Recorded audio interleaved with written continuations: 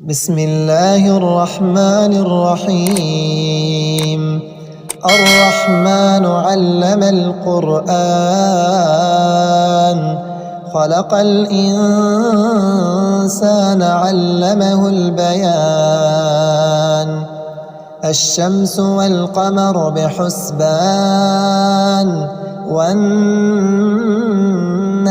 والشجر يسجدان. والسماء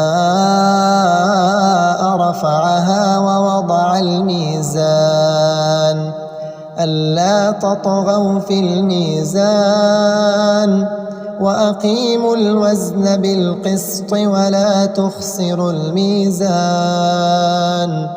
والأرض وضعها للأنام، فيها فاكهة والنخل ذات الأكمام،